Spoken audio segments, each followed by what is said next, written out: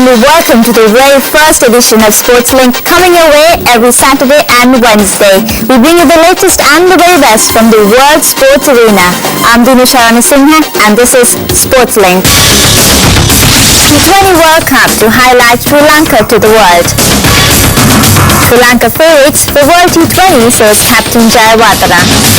The Mendises picked big win for Sri Lanka in the tournament opener. Australian all-rounder Watson knocks down Ireland, and Afghanistan to start off a women's cricket team. The T20 World Cup to showcase Sri Lanka to the world. The Cricket 2020 World Cup, which began here in Colombo on Tuesday, has provided a unique opportunity for Sri Lanka to highlight itself to the world. With 12 teams competing, this year's T20 series is scheduled to go on to the 7th of October. Matches are to be played in the city of Colombo along with Hambantota and Kandy.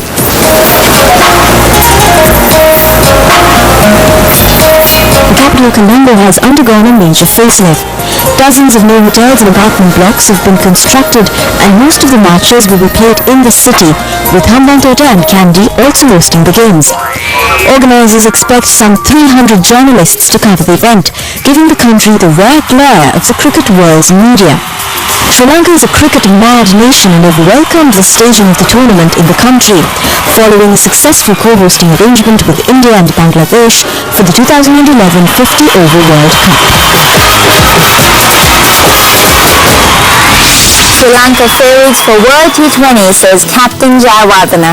According to the Sri Lanka captain Mahela Jayawardene, the familiarity of home conditions and the massive crowd support are reasons why his team deserves to be the favourites in the World T20 this year. He also stated that Sri Lanka is trying to break the trend of losing semi-finals and finals in high-profile tournaments, having lost the 50-over World Cup final in 2007 and the final in 2011, plus the World T20 final in 2009. Sri Lankan captain Mahela Jayawardene pointed to the familiarity of home conditions and fanatic crowd support as reasons why his team deserves to be favourites in the ongoing T20 World Cup. He said Sri Lanka is trying to buck the trend of losing semi-finals and finals in high-profile tournaments, having lost a 50-over World Cup semi-final in 2007 and the final in the 2011 plus the World 2020 final in 2009. Obviously, we have a slight advantage in little bit of the conditions as well as the fans being behind us. But it's 2020 cricket, and a lot of the other teams are can be effective in any conditions with 2020 cricket. So I think when all 12 teams going into this tournament has a great opportunity to get through all the way. But we'll definitely enjoy some fanatic fans behind us. Last exploits in ICC events, I think we're getting into those situations, which is a very good positive for us. Big events, we're playing some good cricket and getting ourselves into those crucial semi-final, final positions means that we're doing a lot of things right. But yes, we need to push a bit more, try and execute a good game plan in a big game in a final. Our next story is about Mendes and Mendes. Ajanta broke his own world record while Jeevan gave the perfect all-rounder performance against Zimbabwe in the opening T20 World Cup. Sri Lanka scored 182 for the loss of 4 wickets and won the tournament opener by 82 runs against Zimbabwe last Tuesday. Kumar Sangakkara, the ICC Cricketer of the Year, scored the highest of 44 runs along with Jeevan Mendes scoring an unbeaten 43. Ajanta Mendes marked his return to Sri Lanka's national side by achieving the best figures in T20 internationals. He puzzled out the Zimbabwe batsman to contribute to a comprehensive victory in the tournament opener. After Sri Lanka posted an opposing total, Ajanta Mendes' 6 for 8 is the best bowling figures in T20 internationals, surpassing his own 6 for 16 against Australia in 2011. Mendes' figures were also the best ever in World T20. Jeevan Mendes too was a major weapon in the home side's armoury. He starred in a 94-run 4th wicket stand with Kumar Sangakkara and took 3 wickets. Together the two Mendeses dominated an overrod and outplayed Zimbabwe. Australian all-rounder Watson knocks down Ireland on day 2 of the tournament. You're watching SportsLink on MTV Sports. Stay tuned. We'll be right back.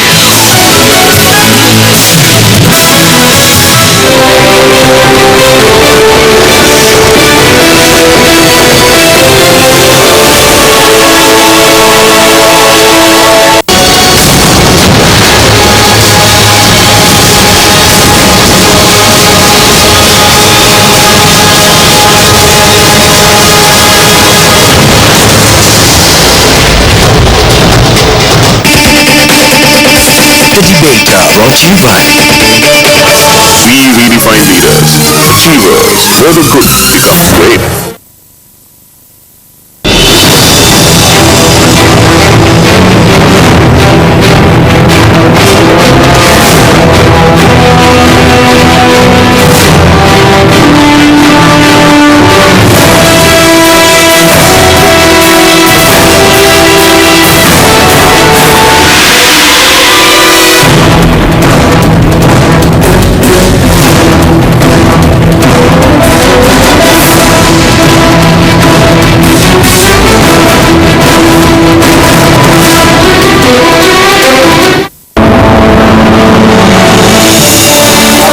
to be a millionaire for your school?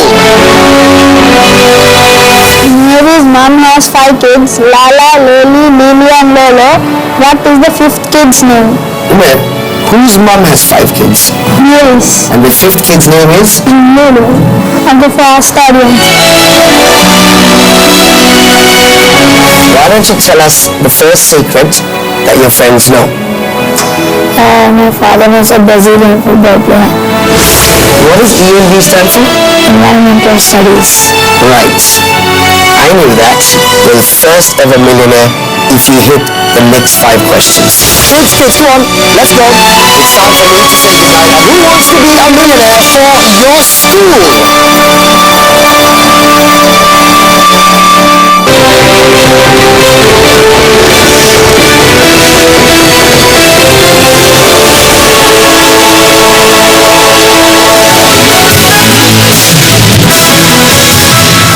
Australian all-rounder Watson knocks down Ireland on day 2 of the tournament. Australia 125 for 3 beat Ireland, who scored 123 for 7 by 7 wickets. A commanding performance by Shane Watson, who scored a brilliant 51, delivered a handsome opening World T20 victory for Australia over Ireland. George Bailey's team surely showed aggressive intent in pursuing the one trophy missing from the national team's display cabinet. Ireland had fancied their chances of upsetting Australia but were left with their odds of progression diminished, and their ears ringing from few verbal babs delivered by opponents who knew known to be accommodating to a team that they have briefly deemed ranked below in the ICC T20 rankings this year. Watson influenced proceedings from the first ball of the match. He returned to the bowling crease to snuff out the mid-inning revival, then smashed 51 to ensure a modest chase that never assumed anything more than nonsense. Aside from Watson's all-round performance, the other hallmark of Australia's display was their aggression, manifested in a series of verbal socials with their opponents. The umpires intervened more than once, and no one was left in any doubt about the Australians' intent to make life as uncomfortable as possible for the opposition. Yuvraj helped struggling India beat Afghanistan. Comeback man Yuvraj Singh provided 3 crucial breakthroughs, but India were far from convincing as they launched their ICC World T20 campaign with a 23-run victory over underdogs Afghanistan on Wednesday. Getting to bat, it was the man of the match Virat Kohli's half-century and the useful contribution of 38 from Suresh Raina, which helped India reach a decent target of 159 for 5 within the 20 overs. In reply, Afghanistan batsmen showed patches of brilliance in their stroke making, but their sheer inexperience saw them get all out for 136 in 19.3 overs. Comeback man Yuvraj Singh provided 3 crucial breakthroughs, but India were far from convincing as they launched their ICC World 2020 campaign with a scrappy 23-run victory over winners Afghanistan on Wednesday. It's fantastic again. It's probably the most exciting T20 batsman in around the world, and he's had a really tough time, but he's shown a lot of courage, a lot of heart to get through cancer and come here, and we're all very proud of him. He played his first game and it looked really good. It was good luck to come up against him too much because he always get runs against us. But he's a good player to have back, and like I said, I wish him well in health and strength, and hopefully play with his cricket as well. He's been great for the game. I enjoy seeing him and having him around playing Test cricket. I think it's good. Put into that, it was man of the match Virat Kohli's half-century and a useful contribution of 38 from Suresh Raina, which helped India reach a decent target of 159 for 5 in 20 overs. All Blacks cruising their way through the Rugby World Championship 2012. In the fourth round, the Rugby World Cup Championship kicked off with All Blacks defeating the Springboks by 21 points to 11, while the Wallabies drove through the Argentinian defence to their respectable win of 23 points to 19 after a nail-biting second half game. Despite lifting the World Cup, enjoying a 13-match winning run and on target to claim the inaugural Rugby Championship title, New Zealand captain Richie McCoy found himself countering criticism over his side's lack of style. 3 wins from 3 put the All Blacks on top of the pile ahead of their test against South Africa. Yeah, first half I think we tried to play way too much rugby for the conditions. You know, we tried to move ball at times that we should have held on to, and our ball security wasn't that great. Scrappy opening win over Australia in Sydney was followed by a 22-0 shutout over the same opponents in Auckland. The first time in 50 years the Wallabies had failed to score a point against the All Blacks. I think one of the things about them as a team, they play well as a team. They just perform well and put in for each other, and that's what makes them a dangerous team. You know, you talk about the defence and all the rest of it. It's not always the most structured, but what it is frenetic, and to get, whilst it's not always together, they're all trying to achieve the same thing. So they generally get a result with it. England defeated Pakistan by 15 runs for their second warm-up win. More to come after this break.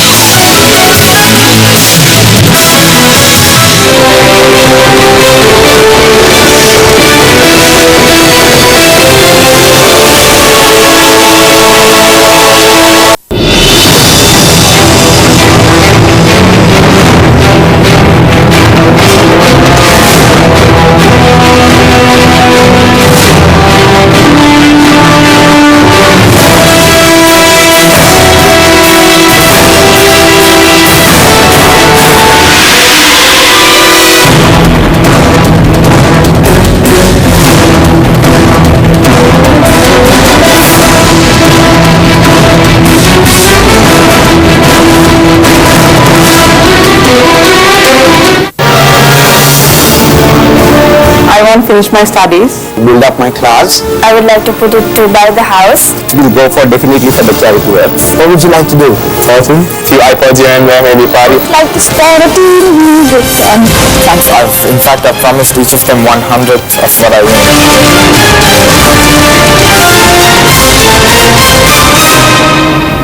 It's our turn to shine. We have the brain. Hello now, the guys. Go back to our government. There was an argument that they did. Otherwise, we live in a check. My goodness. Realize after 200, the opportunity should be given. Watch the debate. Watch the debate. Watch the debate. Every Saturday at 7 p.m.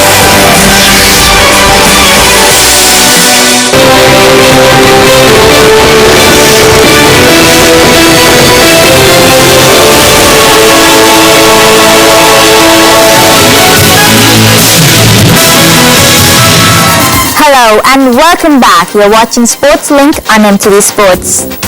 England beat Pakistan by 15 runs in Colombo on last Wednesday in a low-scoring game. England won the toss and batted. They reached 106 for 5 with Luke Wright scoring 38 and then crumpled to end their innings with 111. Pakistan faltered in reply, scoring 96 for 9. Asad Shafiq was the highest scorer at 20. England's left-arm spin bowler Danny Briggs inflicted the most harm, taking 3 wickets for 15. England beat Pakistan by 15 runs in Colombo on Wednesday in a low-scoring game. England won the toss and batted. They reached 106 for 5, with Luke Wright scoring 38 and then crumpled to end their innings with 111. Pakistan faltered in reply, scoring 96 for 9. Asad Shafiq was the highest scorer at 20. England's left-arm spin bowler Danny Briggs inflicted the most harm, taking 3 wickets for 15. It is England's second warm-up win, having beaten Australia earlier in the week. On Thursday, it was South Africa who beat Zimbabwe in their tournament opener.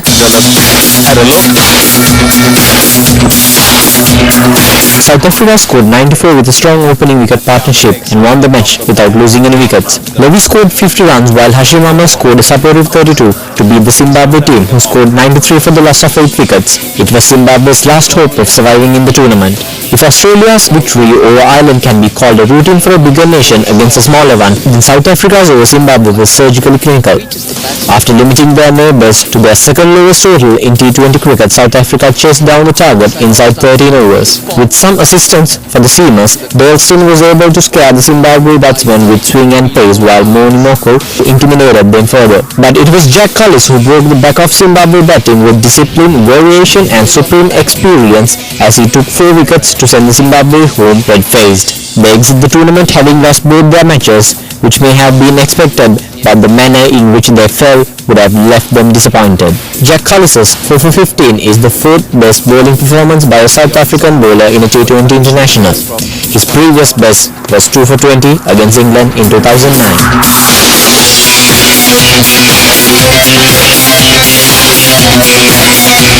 On day 4 of the T20 series, it was New Zealand who won against Bangladesh at Pallekele. New Zealand emerged victorious thanks to their wicket-keeper batsman Brendan McCullum. The day belonged to Brendan McCullum, who played one of the best knocks we have ever seen in T20 internationals. McCullum went on to score the first century of the tournament and ensured a big win for his team in their tournament opener. New Zealand, who have reached the semi-finals in 2007, have not since made it past the Super 8 stage. Bangladesh failed to put up any fight, and they still have one match against Pakistan where they can register a win and move to the Super 8. New Zealand scored 191 runs for the loss of 3 wickets in their 20 overs. Bangladesh only scored 138 runs for the loss of 8 wickets within their 20 overs. New Zealand won the match by 59 runs. Afghanistan lost their last hope of surviving in the tournament as they lost their second and last match against the mighty English team in Colombo. England got their T20 World Cup defence underway at the Al Prenadasa Stadium in Colombo yesterday afternoon as they took on Afghanistan. Captain Stuart Broad's team took on Afghanistan, who have enjoyed a meteoric rise in recent years, have been proven that they are no pushovers and they will not have nothing to lose. Afghanistan pushed India all the way in their opening match on Wednesday, but they eventually scrambled by 23 runs. It was a case of missed opportunities for them as a couple of drop catches cost them dearly. England scored 196 for the loss of 5 wickets within their 20 overs. Afghanistan only managed to get 80 runs for the loss of 10 wickets. It was a 116-run comfortable victory for the defending champions.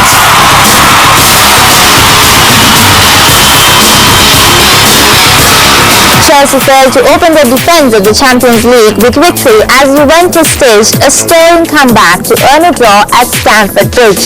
The long-awaited match didn't fail to give the crowd not only some jaw-dropping goals but a twist of a comeback to level the score by Juventus, ending the match as a draw.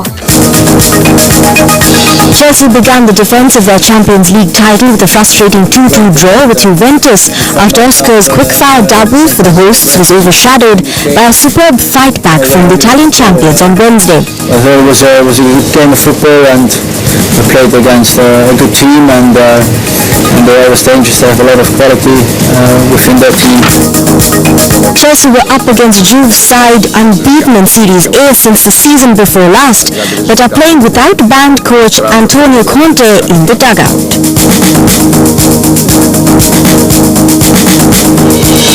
Celtic were left to do a pedestrian performance as their return to the Champions League group stages ended in goalless stalemate against Benfica. The scoreline tells an accurate tale, but neither side did enough to really trouble the opposition goalkeeper. The match ended as a draw and both sides left the fans disappointed without scoring any goals, leaving the scoreboard as it was before the match.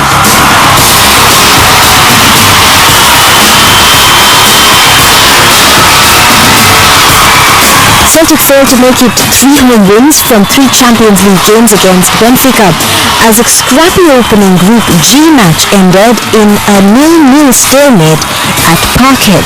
The home side dominated possession on the evening, but it was the visitors who arguably carved out the better chances. Rodrigo twice coming close to scoring as Fraser Forster came to the rescue with the striker clean through on goal in the first half. Scott Brown from Celtic became the man of the match, combative as ever in midfield, threw his body on the line once again for the Celtic cause, combating the trickery of the Benfica midfield.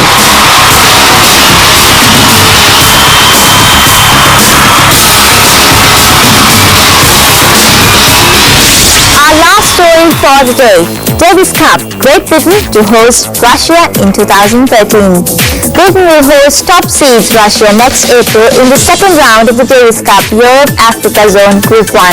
Leon Smith's side were the only one of 7 unseeded nations to receive a first round bye and will begin their 2013 campaign in April.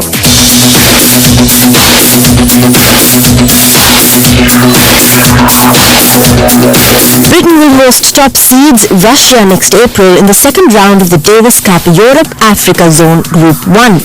Leon Smith's side were the only one of 7 unseeded nations to receive a first round bye and will begin their 2013 campaign on April. A victory over Russia would see Britain play for a place in the elite world group in September. The only previous meeting between the two nations was in 1963 when Britain beat the USSR 4-1 in Eastbourne.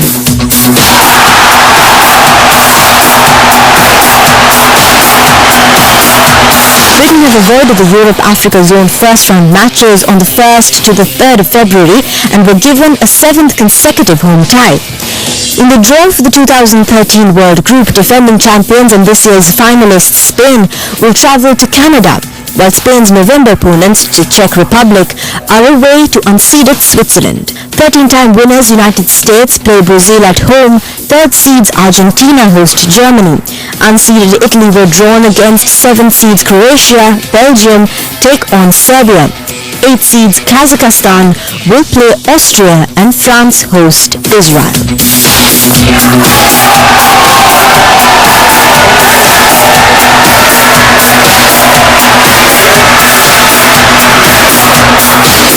Well, there you go. That rounds up the first edition of SportsLink on MTV Sports. Be a part of our show. Email us on mtvsports@maharaja.lk and log on to our Facebook page appearing on your screen right now.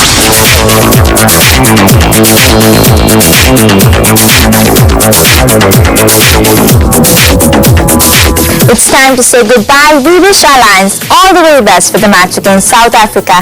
Join us again next Wednesday at 7:30 p.m. This is SportsLink on MTV Sports.